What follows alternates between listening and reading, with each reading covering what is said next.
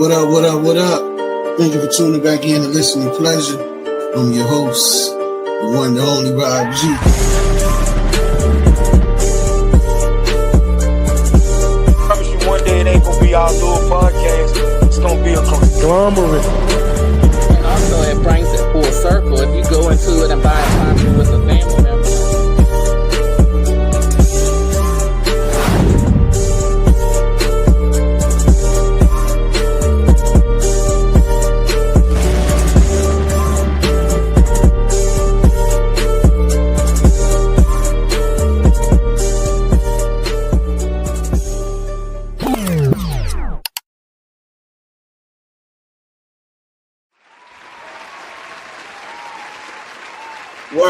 Welcome. Thank you for tuning back in. Thank you. Welcome. Thank you for tuning back in and listening. Pleasure. I'm your host, the one and only Rob G. And tonight we're live with a very special episode. We want to take the time to really apologize. we have a lot of issues we're getting on tonight. And it was one of those situations, technical issues, background feedback, all types of things of that nature.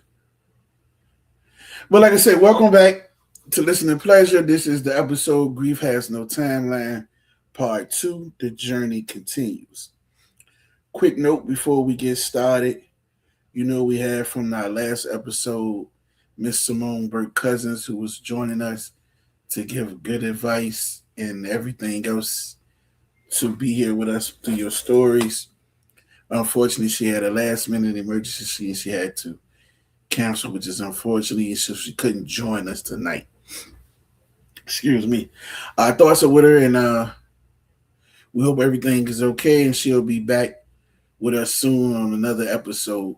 We have more entitled. We're going to do it a little different.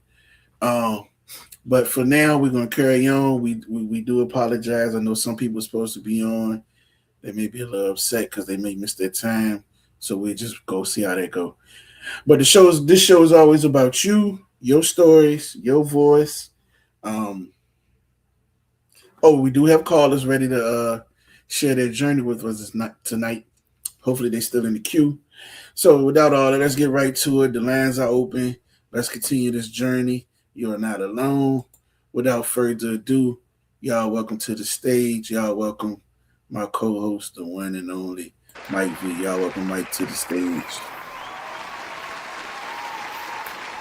What up? Y'all already know the vibe. Listening Pleasure the podcast, fam. Hit the button. Tell your people we outside.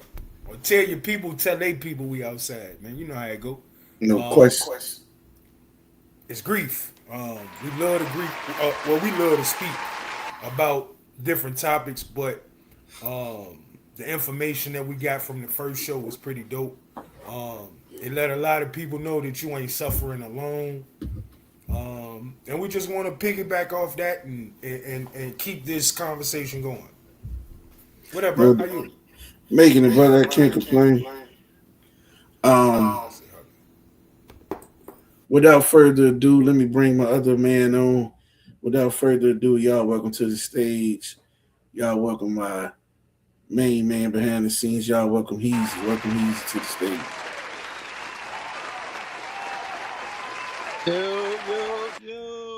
Yo, What's going on? Everybody? Got a little car action tonight. I'm still here. You can see the teeth though. Can't you Yeah, man. It's all good. Yeah, man. So appreciate you being on. Yes. Yeah, we got a little feedback on your end, a little feedback on Mike, but we're gonna work through it. It is what it is. Let me see. I'm trying to mute Mike when we get to it. So for those that's on, we got a couple of y'all watching. Share, bring everybody in. Let's chat, let's get vibing. Y'all know how we do around this time.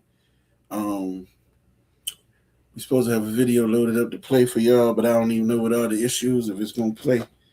We can see if we can get to it in a minute though. Mike, What's happening? I'm gonna let you get the flow, man. I'm gonna mute you, let you talk. I ain't really. I was struggling with trying to load up the video too. I was struggling Yeah. with trying to load up the video too. Um, Before we even get started, just know we working to fix all this stuff. Like when you got 3 different laptops and phones, and like man, you counting on everybody's devices to do what they supposed to do, and everybody's Wi-Fi, and man, but we working. I promise you, we working hard too hard. What up, Scrap? What up, Scrap? Appreciate you too, bro.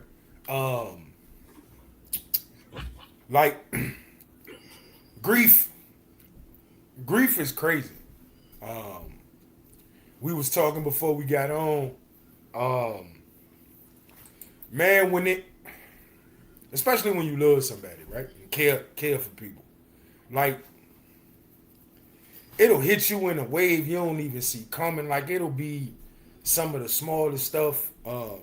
Last 7 years, I lost my pop, I lost my mom, and I lost one of my best friends. And our situation was a little rough at the time of his passing, and I carry it every day. Like I carry it every single day. Like it's just random things that remind me of bro.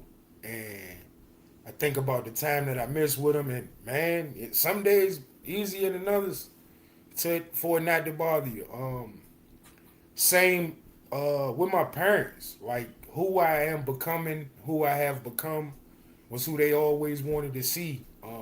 And they got to see glimpses, but they not seeing me as seeing to where I think they always thought I could go. And yeah, it be some rough days tied to that. It be some rough days tied to that. Because like I'm not one of them people who try to keep you here. Like I understand that everybody gotta go, and you know what I mean, but that don't mean you don't miss people. That don't mean you don't miss people.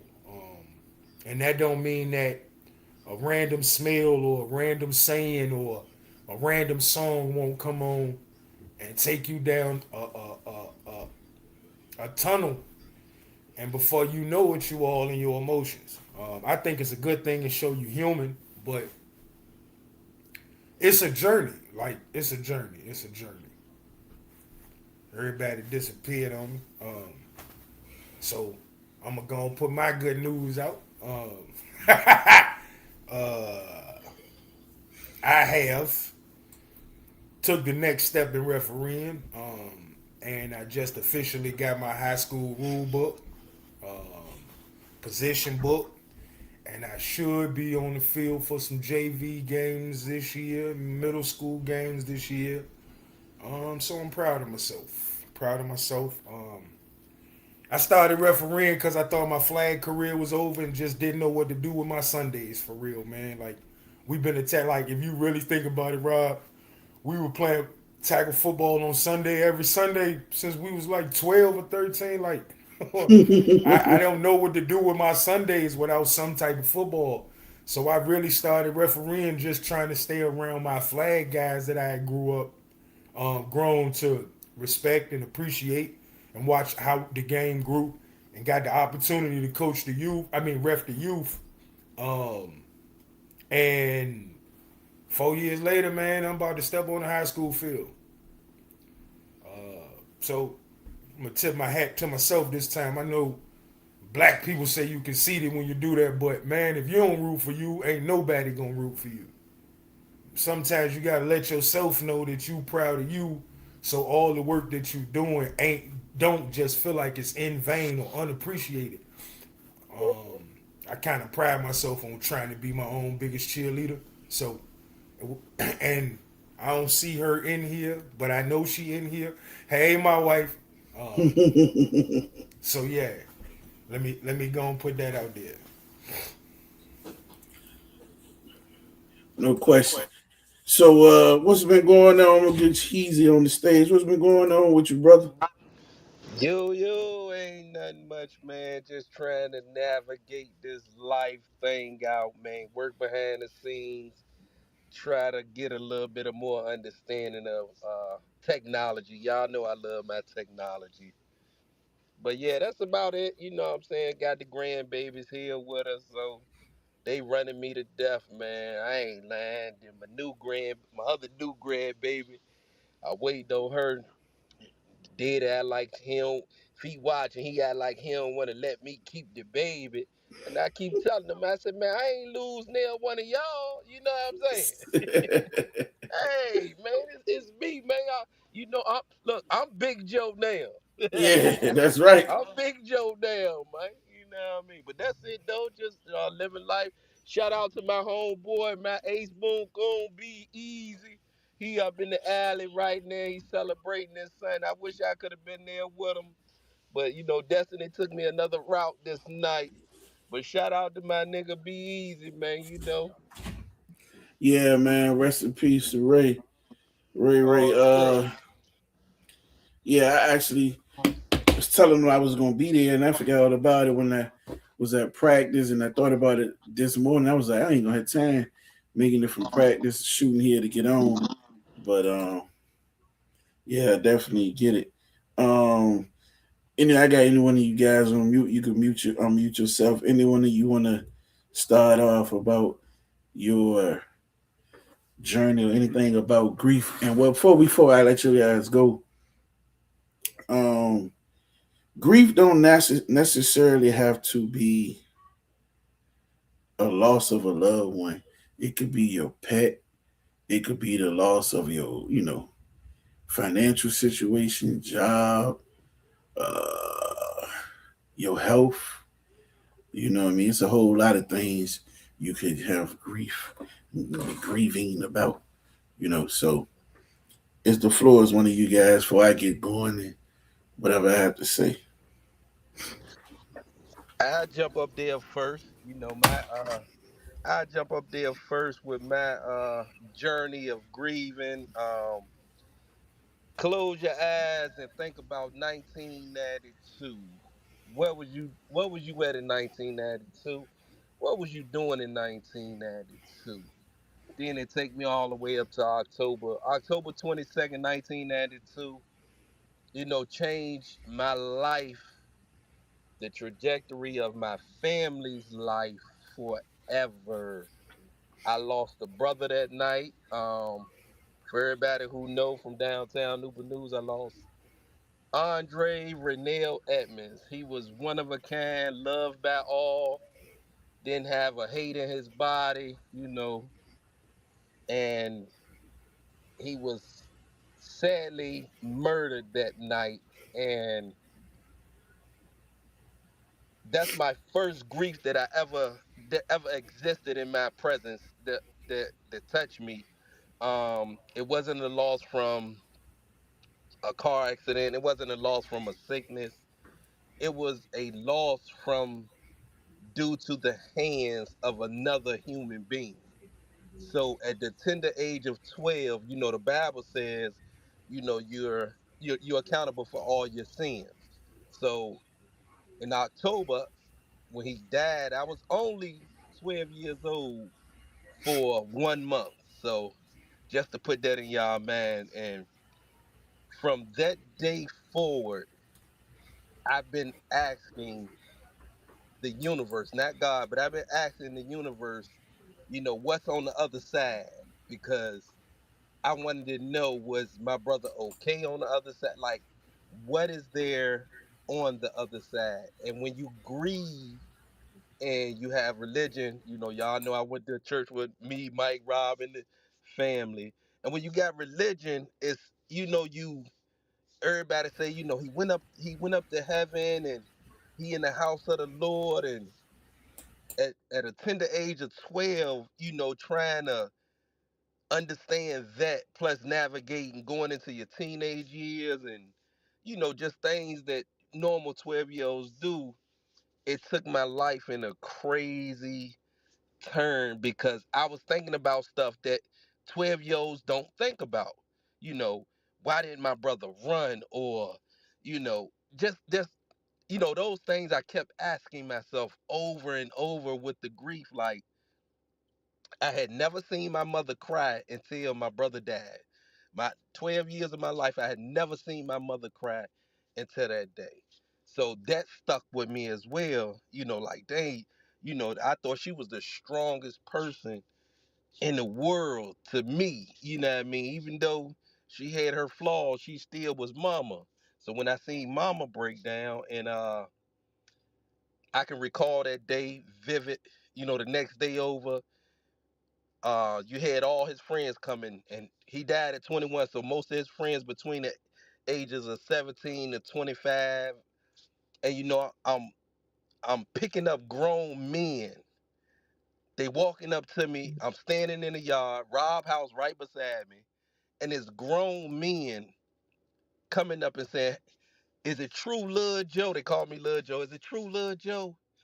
And I was like, "Yeah, he gone." This is 12-year-old. I'm talking to men.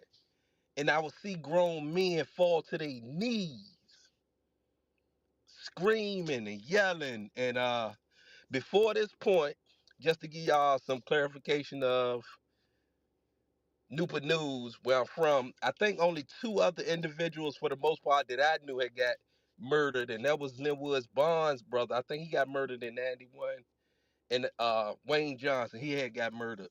But that wasn't like at home. But the moment my brother was murdered, that grief, the moment you realize that somebody took his life, the grief had set in. And from that day forward, October 22nd, 1992, I've had a constant question in my mind: is he okay?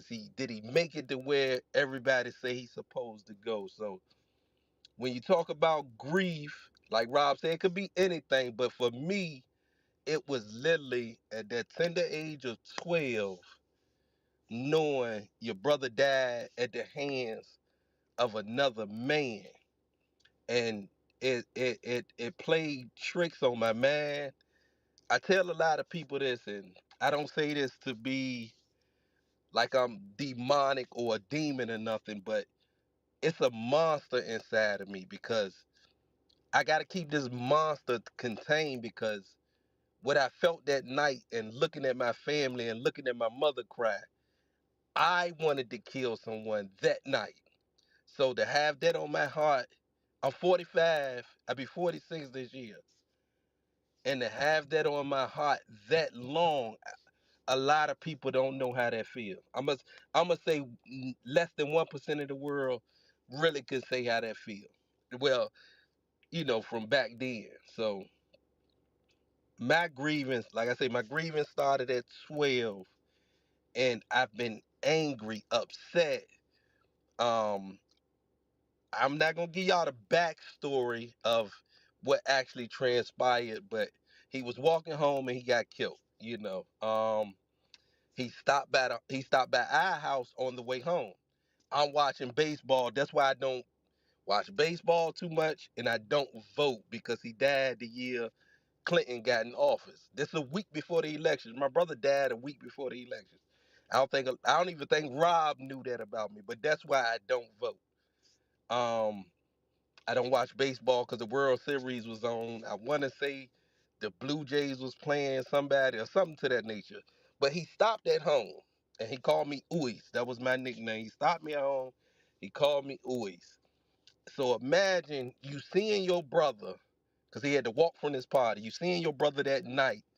You go to bed, and we was waking up by knocking on the door. Batman, came and told our family what had happened. So, but grief is grief can consume you, because it has consumed me more years of my life than not that I've been alive, but for the average individual to have hate, and I'm gonna say it, the average individual to have hate, especially at my age, because it wasn't a lot of murders back then, but I had hate in my heart for a long time. When I say a long time, and I couldn't bottle it up, and I couldn't really express it. Excuse me. I didn't get no counseling. When I got back to school, I went to the counselor office. She asked me, but it won't really no counseling. Then it was, life went back to normal, and I didn't properly get to grieve as a 12-year-old should have. Um, I'm pretty sure it calls PTDS or however you say that. I'm pretty sure it caused that as well. Um, it did deter me from guns and gangs. I can't say that, but back to just the grieving part. Like I've been grieving since I was 12 years old, and it hurts that I couldn't get it out when I needed to get it out and move. I couldn't move on in life. I smiled a lot. I played with all my homeboys. I did everything. But at night, I was empty. At night, when I had to sit and, cry in that pillow and ask God or ask the universe, I'm sorry, why did you take my brother? Both my brothers got shot that night. One survived, one lived. And I'm gonna tell you something that was so crazy that stuck with me it still stick with me to this day. My pops, right? When we was on the way up to the hospital, I heard my daddy, he said, God, if you take one and leave one, take my sickest son and leave my strongest one here. And for a long time, I hated him for that. Because I'm like, who would ask God to take their son away? And for a long time, I hated my daddy for that. And then when I got to age and I talked a little bit more about, the process of grieving and stuff, I finally understood what he was talking about. Um, this past, I was just telling Rob, August the 2nd made 3 years that my oldest brother had passed away. Um, and for everybody who don't know my backstory, in 18 months, I lost four people that grew up in the house with me. My mama, my daddy, my sister, and my oldest brother. Um, it's just me and my other brother that's left. Um, and I haven't, with these past four deaths in my life, I haven't grieved at all because my old lady, she lost her daddy right after my sister and daddy, and then she just lost her mother this year. So death has been around, and this grieving stuff been around, floating around in my atmosphere for a long, long time. But I suggest if you are grieving, go get some help because it could drive you crazy. It could mentally mess you up. I think I'm strong enough from the first episode of my life. Even though I need to talk to somebody, I need to get it out. I need to just let it all come out. I still haven't let all of it come out. You know, getting the call your mother passed away, getting the call your sister passed away. I watched my daddy take his last breath. He died a week after my sister. He died technically 6 days after my sister. He never got to know my sister had passed away. I was on my way to tell my daddy, hey dad, your daughter died. He was already transitioning. So grief is a motherfucker. Excuse my language. Grief can be a savior. Grief can be a lot of things, but I do say this. Please, if you are grieving, especially around death, get some help. Talk to somebody. Get it out because it will consume you inside and out. I promise you that it will consume you inside and out. And one other story, and I'm gonna go ahead and get the floor up. When Rob say that you can grieve over different things, uh, my daddy had stole my remote control car one time, and he sold it. and I've been mad at him. I was so mad at him.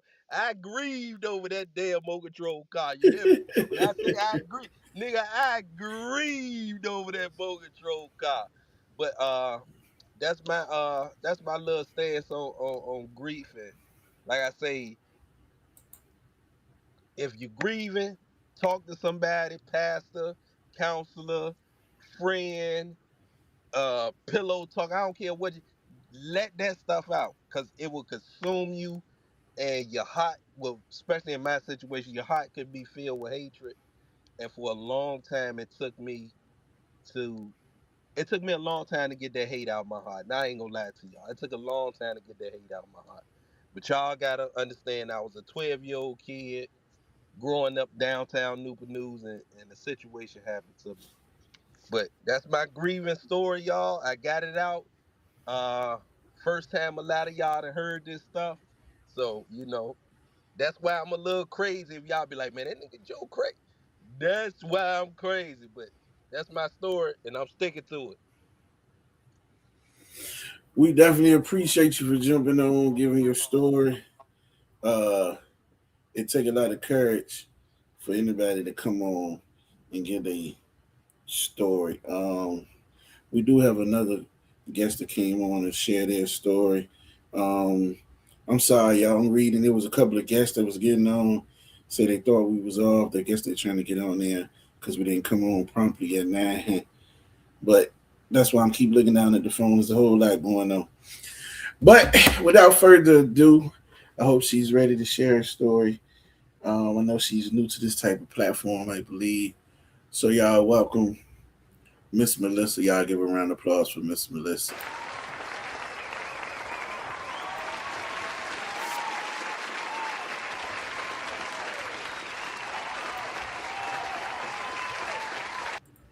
I gotta take you off mute, or maybe you gotta take yourself off. Okay, there Oh, it goes. there you go. Yep. Okay. Hey, how you doing? I'm good. How's everybody? We doing all right. That's good. That's good. Um, yeah, I'm glad to be here. We're glad to have you. Glad to have you on for the night. So, I don't know no way to get into it and dive into it. So, give us what you story you want to give us about your grief, any grief you have tonight. Um, okay, so I am a 33-year-old widow with 5 children. I got married at 19 and I became a widow at 30. Mm-hmm. And the transition from having the expectancy of a two-parent household while raising children, it dwindled a lot because it was unexpected that I would be in a position that I'm in. It's been 3 years now. I can say that it has gotten easier, but then when I look at my children and I look at my capacity to be able to steward over them, um, sometimes I do feel like I'm lacking. Um, because I have 3 boys and 2 girls. Um, and I'm doing all that I can, especially for the boys. It's one thing to be able to raise girls because I'm a woman myself, but it's another thing when it concerns stewarding over young men who are expected to hold on to like masculine like attributes. You know what I mean? Um, and for me, I'm a little sensitive, and I look at my boys and I'm like, even though I do have them at football, and that's how I met Coach Rob, even though I do have football and I have them in football, there's certain traits that I'm looking at, especially with my oldest. Like his first thing to do is cry. And I'm like, I'm trying to explain to him that it's okay to cry. It's okay to have weak moments, but it's not okay to put yourself in a weak moment every time to cry. And so I'm trying to create that in him because it's one thing for me to cry, but as a man, you're going to get a different type of scenario. You're going to get a different type of audience that's going to view you. Um, but yeah, it's letting go of the expectation that you thought you did it right. You thought you settled down, wanted to raise a family and things of that sort. And then you're grieving your husband, you're grieving what could have been. And you're basically grieving the life that you thought that you would have. And then you're grieving certain things that would allow that you're grieving in a sense where you're wondering if you're enough to be able to steward over the children that you have. And sometimes when it regards that, you just got to remind yourself that if it was allowed to happen, then the capacity that you need to maintain what has happened will be given to you. And Mhm. I look at that often. I look at that often because I think of it as a muscle. You know what I mean? You got to constantly make sure that you're able to hold the weight that's on your head. And what do you do to make sure that you hold the weight? You carry the weight. You know, you endure the weight. You get familiar with the weight. And then sometimes when you lean to the left and maybe the left is a little too, the right is a little too heavy, you find a way to balance it. And I can definitely say that we found a way to balance. They eat up my house, but God has made a way. He's made a way. Yeah, Oh yeah. them boys. Yeah, they gonna. I can only imagine. Yeah. Yeah. It's gonna get worse. You got three of them playing football. They as they grow, man. Oh man. Yeah. I'm waiting for it. I ain't gonna say that on here, but I got something for him. I got something for him hanging up in the closet on the hanger. I got something for you. I only can imagine. Look. Daddy, no. But yeah, that's my story. That's that. That's that. It So does get for easier. Hmm. yes, so for someone that's maybe going through your situation when you have those challenging days, what help gets you through those days? What helped me get through those days, honestly speaking, my kids know that it's just me. I didn't expect again to be now a 33-year-old widow. I didn't expect that. So, but during the time that my husband was sick, the children knew. And so it was a mental preparation as well as a physical preparation for them. You're gonna have to learn how to do your laundry. You're gonna have to learn how to cook something because at the end of the day, if you have nobody, if something, God forbid, happens to me, you gotta learn how to make sure that you and your siblings are okay. And so there are times when it's just like I'm running about, taking them to football practice, getting the two girls ready, or whatever the case may be. We have no choice but to lean on each other. We're a household that will either rise in unity or fall in separation because one of you decided you no longer wanted to be a part of upkeep. And it's real. It's real. It's preparing you to know. And they're young. My oldest is 13 and my youngest baby is 5. But at the end of the day, my 5-year-old know how to put a little bacon in the microwave and say, "Okay, mom, I did it." And it's just a mental preparation for them. And sometimes when I'm not feeling my best, there comes that little sensitivity or that empathy where it's like, "Okay, mom, I'll cook dinner," or "Mom, I'll help clean up. What do you need from me?" And it works for us. It definitely does. But you definitely have to prepare them beforehand because I remember when the day after we had my husband's funeral, I had to go to work the next day starting a new job. And it wasn't about not being able to do it because I have 5 kids to take care of. So the next day after the funeral, there I am starting a new job. And I used to work for CPS. And at that point in time, before I worked for CPS, it was like, okay, how am I going to steward over these kids? And again, that's where learning how to cook, setting cameras up in the house. Sometimes you just got to do what you got to do.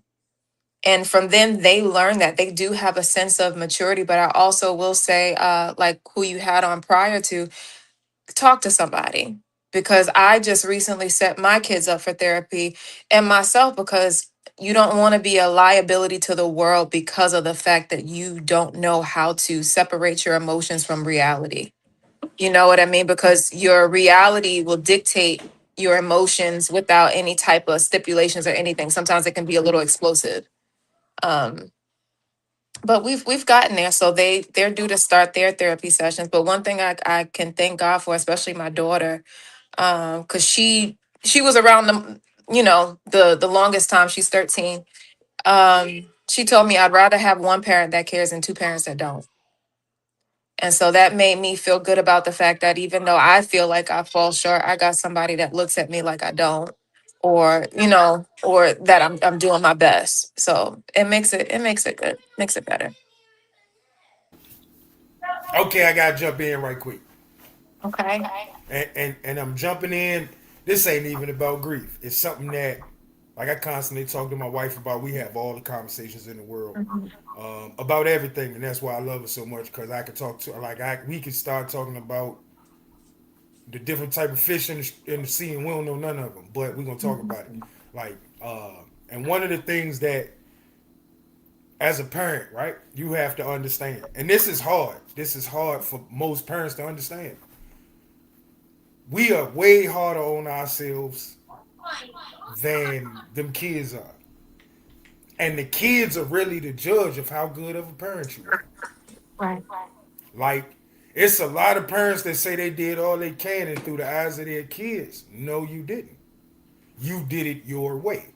Like, you when you get, when you get those compliments, like your daughter just get, like you said your daughter gave you, like, that's reason enough to go on for 25 more years for. Like, I mean, from my standpoint. But again, like, I've never said I'm a good father, I'm this, I'm that. I kind of let my kids let you know that. I can't, like, because I believe, like, you a parent over your children. Like, so, like, if you went to a restaurant, like, if you was a cook at a restaurant, you can say how good you cooked all you wanted to. Once you Hmm. feed it to people, they judge how good that food is, though. Right. And it's kind of the same thing with parenting.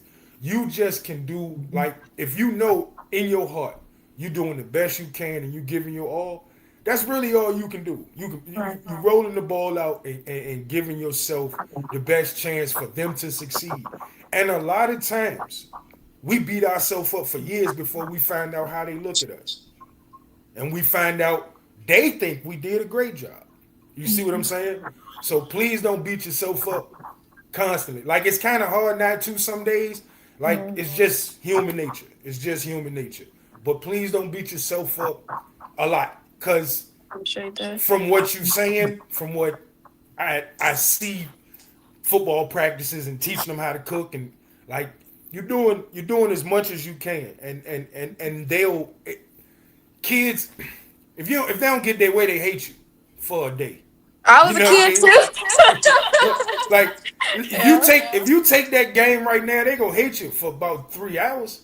But in the grand scheme of things, they gonna understand, and you get your validation later in life from two things: one, they become productive citizens, and two, they'll look you in your eyes and tell you.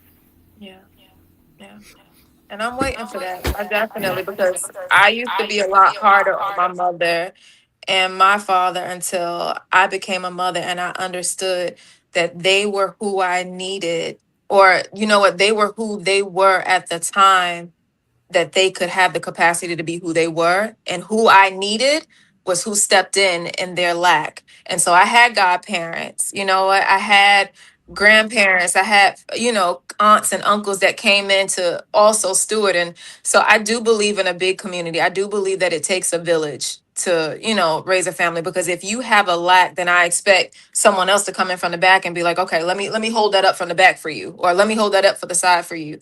And so when my kids get yelled at on the field, nah, go ahead, yell at them if you want to. Because it does take a village. Yeah, truly. So I just Uh, wanted to piggyback that real quick. Uh, as a kid, I got laughed at the most in my friend group because my parents put belt to ass. I was on punishment all the time. My mama came to school and two-pieced me one time. Like, but, and in that moment, you don't like it. You don't like it. But I got grown, and with the exception to most of my friends that I went to church with and my brother-in-law, all my friends from when we was little, they went to prison. My daddy belt kept me out of prison.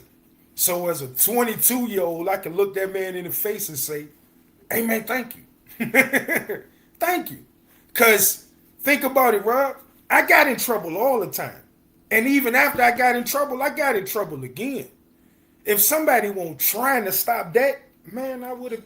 I ain't gonna say names up here, but we know some people in our neighborhood. I would have been just as bad as them people, juvenile life and going right back to prison. Like I would have been them people too. So, yeah, I dig it. I definitely dig it.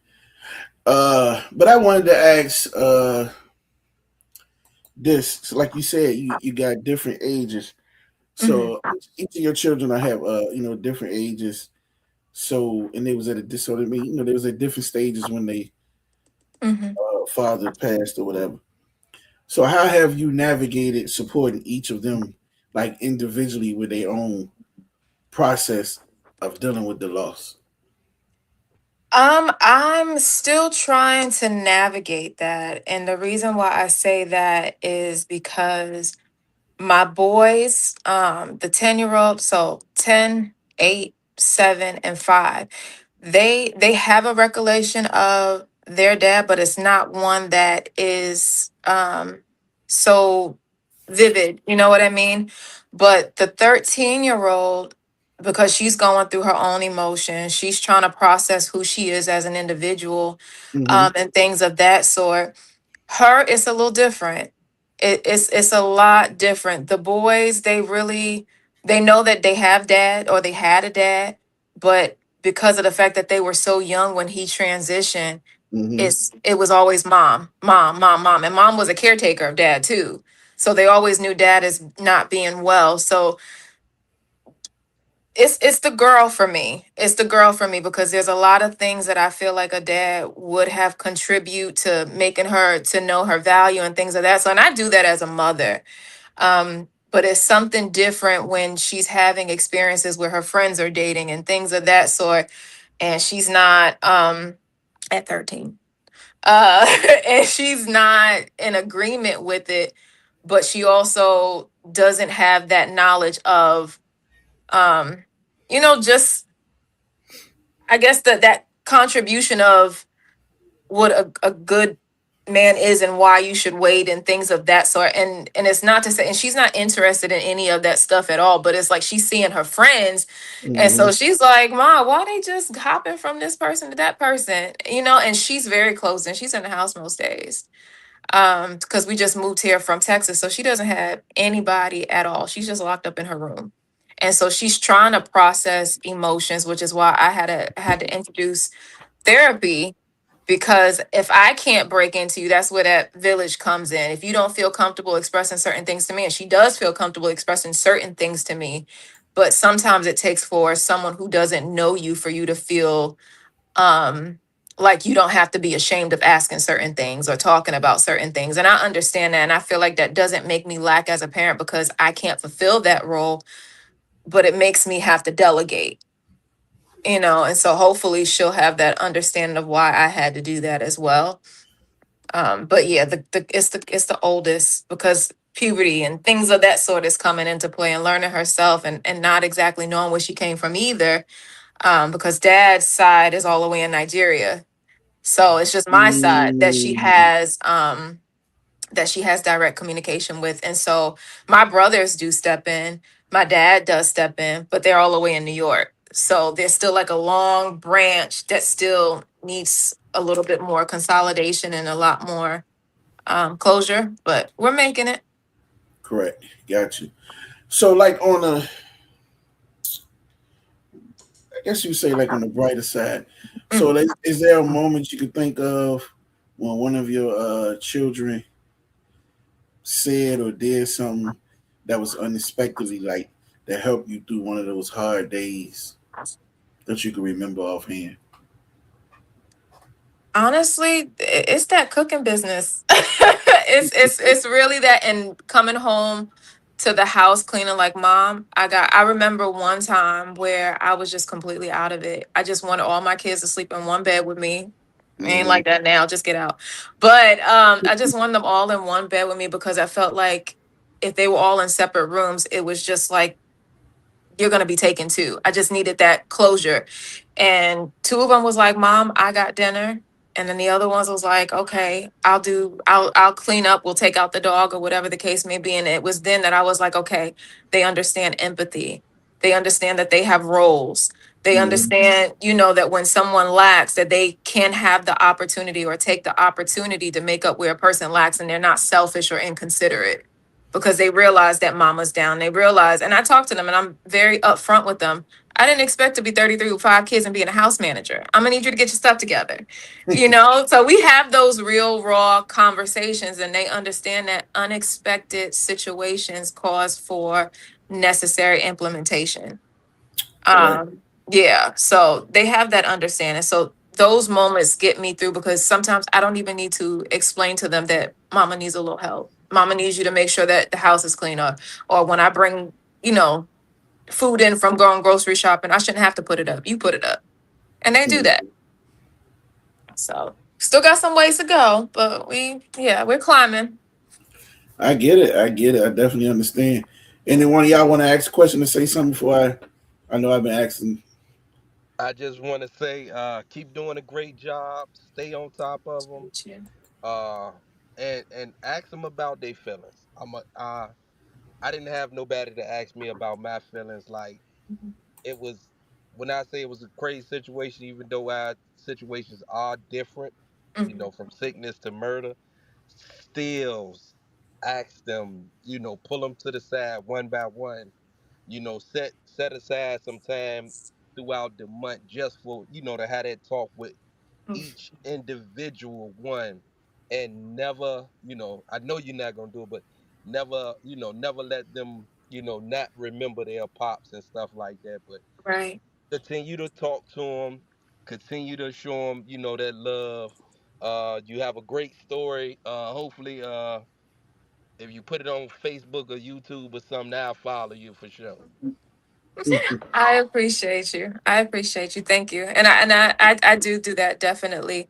Ask them how they feel. Ask them, and dad is buried here in Virginia. So if they want to go visit his site or anything of that, so I leave that up to them and their discretion. I might not like going to cemeteries. That's just something for me that I don't like. But if you feel like you want to go put flowers down, if you want to, like all his birthdays, we still celebrate his birthday. We blow out the candles and we have pictures around the house. So there's no way to forget him. But it is hard because they're growing up without him, you know, and that's the hardest thing is having to fight to remember. So, but yes, thank you. No problem. Mike, let me unmute you. I forgot I got you on mute, man. Oh, man, you might gotta unmute yourself. Oh, I thought I did. Man, Okay. you Yeah, go can't silence the champ. Oh, my bad. um, yeah, just to piggyback what Joe's saying, like take it a day at a time. Take it a day at a time. We are, I think we are collectively. I don't know if sorry is the word, but our heart goes out to you for your loss. I Uh, appreciate you. yeah, just keep plugging away. One of the things that it seems like is that you keep them in mind constantly and their well being. And I know that's hard because you grieving too. It's a clan of grievers, but like Joe said, one of the things in our community that we don't do is like anytime you cry or any of that, like anytime you go through something where you have a moment of weakness, people make you feel weak, and I think you guys' common grief could actually make you stronger, Mhm. because all, even though everybody's going through it individually, you all know, like, no, ain't nobody faking it. Like somebody really went, like we all went through something. It's gonna be like, and because you'll have one day that it get to you, it might be 4 more days down the line before it get to your daughter, but you understand it because you're going through it too. And I think y'all can bond, and it can make you stronger, understanding that we all have to get through this together. Right. Absolutely right. I appreciate Understood. you. Mike, we had a comment. Read that. I can't see that. Oh man, how you gonna say you can't see it? This is a very good show tonight. A lot of women need to hear this. As a single mom, she's on point. Great mom. Just left my gym and I'm tired as hell, but great show so far. Peace. Appreciate you, What's going Flake. on, Flake? What's up, Flake? And and again, man, like you said something else. And again in our community, like I mentor. I've had a not directly, but I've heard and I know he was telling the truth. Well, a kid had lost his father, and he was also the mother's, I guess, living boyfriend for years. Mhm. And when we got called, the mother, like I want to say the kid was 15, his dad had been murdered maybe a year prior. Now the mother told us that she wasn't over his death. But then the kid acting out, the first thing she said to us was, I don't want to hear nothing about him missing his daddy. How? You 20 you 20 plus years older than this kid and you can't get over it that fast. That's his world. Like I don't think people understand like parents are superheroes to kids. Right? So you lose your favorite person in the world, man. That's tough. And I said that to say, like we all understand that talking to somebody is a good thing. Like sometimes you need to talk just to talk. Like I don't need you to say nothing. I don't need like man, just let me talk. But Just you let me cry too. Yeah. If so I need to, yeah. yeah, like give them all safe spaces, and it look like that's what you're doing. You're proactive. You're looking in the counseling form, so each individual person can be worked on. Like, Yeah. just keep pushing forward. I appreciate that. And I ain't really one for this, but I will say this: God's plan will show itself. It'll show itself. I believe that. I wholeheartedly believe that because that's one thing that I teach them as well, because that God is ahead of my life with everything. Because I'm like, if it wasn't for him, I don't know how I would have been able to start work the next day after the funeral. Daycare was already in place. It was just like supernaturally everything fell into alignment because God saw that there was a need. And he said he takes care of the widows and the fatherless. And I can honestly attest to the fact that that is absolutely true without a shadow of a doubt, because we're making it. One income, one parent, all the kids are taken care of. They have a community, they playing football. Football ain't cheap for three boys, you know what I mean? And so, like, God really does make up for where we lack. And I can't say that enough. And so they know that, you know. So I appreciate you. No doubt. Real I quick, just know. Go ahead, Mike. real quick. What up, Tom? I don't see JoJo. And I said that because I seen JoJo ride past me earlier today, and I want to see his comments so I can tell him that was me that screamed at him out the window when he would ride Yeah, past. you know what? I ain't even thinking about that. Hey, y'all know what's crazy? Uh, didn't DJ just say that on like 2 episodes ago? What about the God plan? Yeah, and he looked out for the widow and the fatherless. I was just sitting here thinking, Yeah, Mm, you might have did. go ahead. You was about to say something. I don't know. I was about to say something about moving forward. I forgot what it was. Moving forward is just putting one foot in front. My bad. I had mute on you by mistake. You good? Moving But forward is just putting one foot in front of the other. facts. I was gonna speak on it about like this. I was saying, because some people think when they think about moving forward, it's like they forgetting a person. It's like moving forward doesn't mean you moving on. So it's like you don't leave them behind. You carry them with you in a different way in every new chapter, everywhere you go. So that's a lot of things people have struggles and that process right there. Like they don't know what to do. You know what I mean? So you just got to look at it. You're moving on. That person will want you to continue to move on, and you're not leaving them. You're just carrying them with you. They always be there. Yeah. Especially when I got what, 5 legacies. You know what I mean? All of them have his last name, and so they're gonna know who the Jeroboams are. You know what I mean? Yeah, They're gonna know him by his fruit. And so that's why I make sure that I'm stewarding over them, because as much as they are a part of him, they also are a representation of me as well.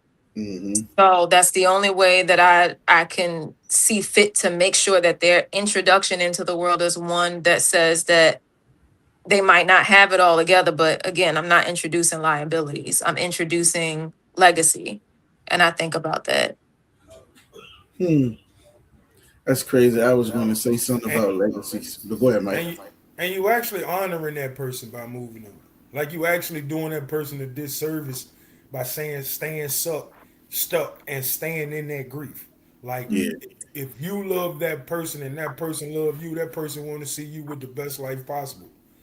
They want to see you do as well as in life as possible. They want to see you prosper. And like I don't think nobody, if wherever people go when this all said and done, right? I don't think nobody up there, down there, wherever that is going, man, you better not move out of my house. You better not sell that house, get that money and move on. You know what I mean? Like, I think people like them people who people care about on both sides. I think they want to see you succeed, and I think you doing them a service by doing the best you can and moving on. And again, not moving on from them, but moving on with life. Because since I was a youngin, um, probably like 19, one of my favorite sayings is, "Man, it don't matter what happened today, cause the sun gonna come up tomorrow." Mm-hmm. Like Mm-hmm. the bill, it sound cold and heartless, right? But the bill man don't care. They gonna turn your lights off. You don't go get some money. Correct. So you don't like you you already took a loss. You don't want to then lose every. Woo, that was tough, boy. You pretty good with that. You already took a loss. You don't want to lose everything in the middle of that though, Mm-hmm. including yourself. So you kind of have to push on. And again, like I know the people I try to honor that ain't here with me no more. I know in my stagnant moments, those are the people I think about. I feel like I'm doing wrong by them by not trying because most of them believe in me wholeheartedly. So I think I'm doing them a disservice by not trying to be the best human being I can be. I agree. I dig it. I just hate this. Let me mute Mike. Okay, I just hate this biggest. I'm gonna be. We on the show, so I ain't gonna talk crazy. When people say the dumbest statements like just get over it, move on. Like you got to understand, there's a new normal for people that went through that situation, and there's no getting over it. You know what I mean?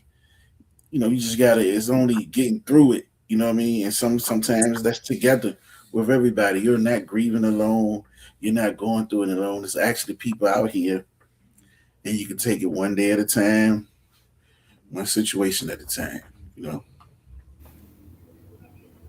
Man, them same people that'll tell you to get over it, throw a whole day away because McDonald's put onions on their Big Mac, bro. Like, you feel what I'm saying? Like the same, hmm like when something happened to them, it don't matter what it is. Mm-hmm. The biggest thing that ever happened in the world.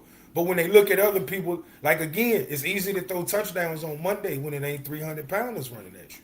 It's easy when you're not going through it to tell people how they should feel.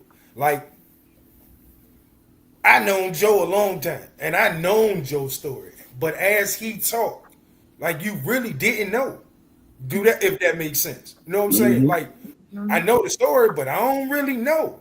And and and so looking at him and saying, "Well, it won't that bad." Like, how you gonna tell me? How can you tell me what's bad for me? How can you like? You know what I mean? Yeah. So those the people I kind of don't want to talk to a lot, cause most of them people negative all the time. Like Yeah. it don't matter what you say to them, they gonna say something negative. Like they're very calloused. And I think a lot of people like that haven't had the opportunity or don't want the opportunity to deal with emotion. It's like build a bridge and get over it. And it's like if I don't have to acknowledge it, then I don't have to feel it. So if I don't acknowledge it, then there's no way for me to, stand in that space and let you see how vulnerable I am. A lot of people don't like being vulnerable. And I Yep, mean, I understand it. I understand it. But at the end of the day, if you have a lack in regards to vulnerability, how can anybody get to know you to help you heal, to love on you in spaces where you've been depleted? And I correct, think about that when it concerns community again, because you never know what a person is struggling with behind closed doors. correct. Never know. And it's like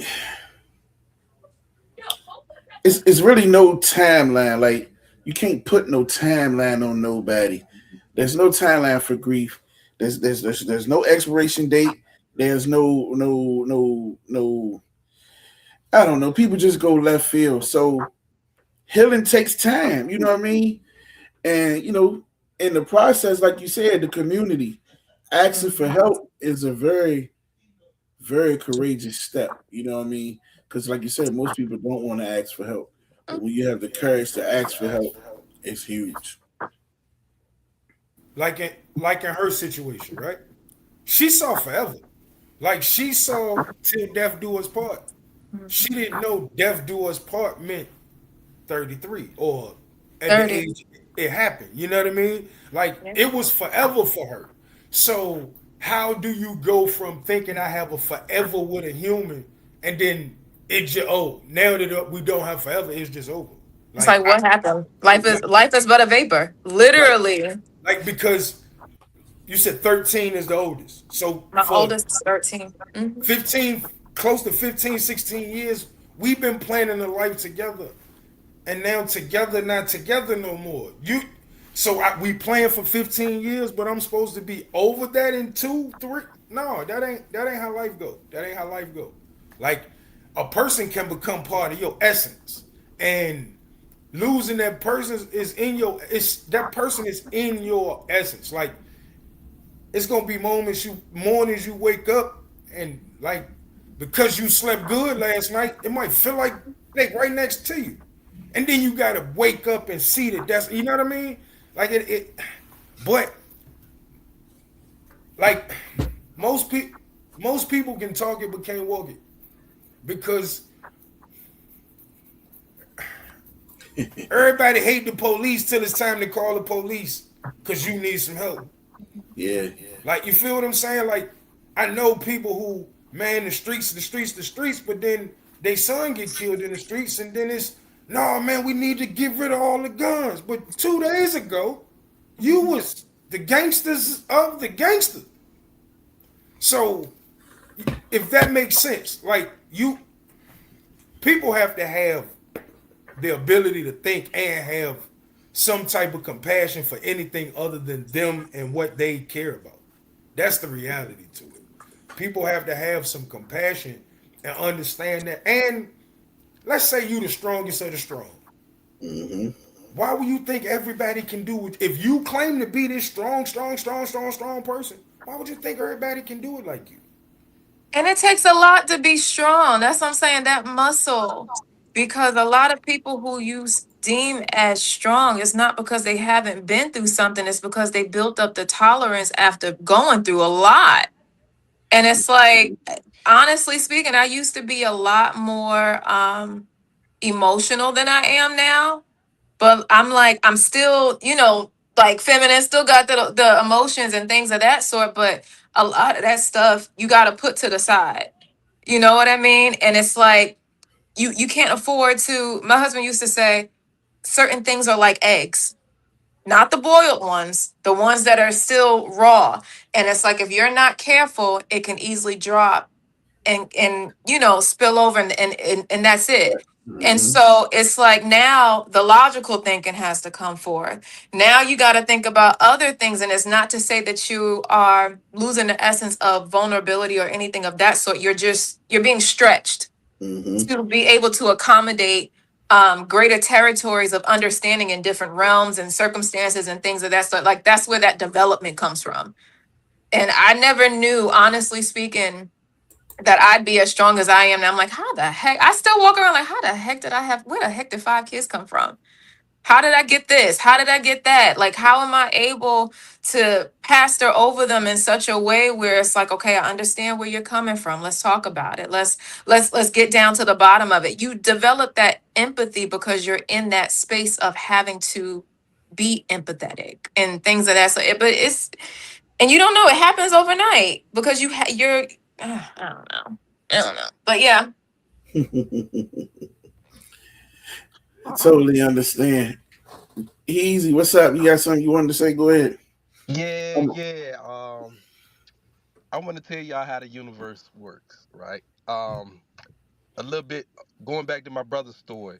So, in essence, basically, his best friend drove the car of the killer to the spot where my brother got killed at, right? His best friend, his like me and Rob. That's who took him. That's who took the killer to my brother. The killer put a gun in him. He took him to my brother. Fast forward years later, right? My son, who's born on my birthday, is best friends with my brother's best friend's son. That's how the universe. And, when I found out, I didn't know what to think about it, honestly, because I had to take a step back. Like, can you trust them? Do you Mhm. like it was so much, but that's how the universe. He was like, no, the dead, this my road dog, this my ace boon coon. And I said, just make sure, he cherish your life just as much. And they still road dogs and everything, but I did want to get that out though. It's crazy how the universe worked, like, because that's one man I hated as well, with my brother's best friend. But come to find out, his son and my son are best friends. That's one hell of a ride that I deal with also every day. But I'm gonna go ahead and mute my mic. Let's bring on somebody else. All right. They didn't come on, so I'm gonna wrap it up. I'm gonna give y'all closing statements, and I'm gonna close it up. I'm gonna be tired anyway. So, you want to go, Mike? Want to go first, or Joe? You want to go first? Closing statement, or All Melissa? right. You want to say something? Let's I guess if she have any Okay. closing remarks first. I don't know. I'll really send that back over that way. I don't know. Okay, great. All right, go ahead, Joe. All right. To all my listening pleasure family and friends, thank y'all for tonight. Thank y'all for allowing me to get some raw emotions out, some context into my life, into my head, which a lot of people ain't never been inside of. Thank you, Melissa, for sharing your wonderful story about um, perseverance, and through everything in adversity. I do see a bright future for you and your family. Keep striving, keep doing what you do. Make sure them boys stay with Coach Rob and them until they get to high school for sure. He a great coach. Like I said always, I can't do it, but he the best mother to do it. But yeah, listening pleasure, family. Thank y'all really for real for hearing that story. A lot of people ain't never heard me talk about my brother and his untimely demise, but I got it out tonight. So y'all got any other questions? Y'all can hit my DM and all that stuff. I'm out. Appreciate you, bro. On you, Mike. All right. It was nice speaking with all of y'all. And I appreciate y'all for having me on. All righty, thank you. Enjoy the rest of your day. I'll see you All tomorrow. right. Oh yeah. Wait. Williamsburg. Got it. Yep. All right. Have a good night. All right. Man, appreciate y'all for showing up. We apologize for starting late. Technical difficulties. We working on it, but we definitely appreciate y'all loyal people who just tend to show up for us. Man, it mean everything. I love this dialogue. Like, there will be a part 3 coming because Grief don't have a timeline. Yeah, and there was a bunch of people that wanted to get on, and we can't fault them for, some people stayed up late, so running 20, 30 minutes behind, they like, Yeah. That's gonna kill you. Appreciate Melissa and Joe for sharing your story, being willing to share your story. Your story can help somebody else. Somebody else going through something similar right now that's scared to talk. Hopefully they heard your message, and it give them some hope that they can get through it. Man, grief is tricky. Don't let it overtake you. Don't let it overwhelm you. Don't be afraid to reach out. But again, the sun gonna come up tomorrow. I ain't gonna tell you it'll get better with time. I ain't one of them people, cause you just gonna have some days better than others. Let's go with that. Shout out to Mittens, since she done decided that she wanted to jump in the camera. That's my daughter, Cat. Once I'm sitting here for about an hour and a half, she go start acting a fool. Appreciate y'all for showing up. We'll see y'all next Wednesday, man. Yeah. So for me, like you said, man, first of all, I want to say thanks to our guest, Melissa. And I just happened to hit her and ask her because I knew her situation. And I was like, it'll be nice for you to come on and share whatever you can. So I appreciate that. I appreciate Mike for talking and opening up. And I definitely appreciate Joe. Every time I get the story, I learn more and more about the story, about my friend, about my brother. As my family say, Joe a girly. He just don't know it. He officially a girly. So this has been my friend since the second grade, man. We ain't never been in no fight. I ain't saying we ain't never disagreed or argued. We ain't never been in no fight. We ain't never had no falling out to where we was mad and weren't talking to each other. So, you know what I mean? It's a different type of friendship here. Go ahead, Joe. You was about to say something. Nah, I just took a little sip, man. Just took a little sip. I was about to say something. I remember one time about some years ago, before you was Coach Rob, somebody said something to Joe, and people was like, "Man, y'all better not let Rob find out. Rob can come do something." Yeah, that far back. Yeah, way back. Since, man, knee high. But to close it off for the night before we close, I just want to let everyone know you are not alone going through your process. Grieving, is people here for you. They get you some therapy. Don't never think it's therapy making you weak. Get you some help. Open up, vent. You'll be relieved of just talking and letting some of that stuff out. And you never know how far it will take you. So as we close the night, you got to remember this. Your grief is valid. Don't let nobody tell you whatever you're grieving over is not nothing to grieve over. Whether it's a pet, friend, loss, job, financial situation, health, whatever. That's your grief. And whatever it is valid. Your love is eternal. And your story is not over. Remember that it's not over. So keep going. Keep striving. Keep loving. Keep remembering. And we'll be here whenever you're ready to talk. Again and again and again. Like Mike said, it's going to be a part 3, part 4. Whenever you want to do it, we're going to set it up. We're going to get more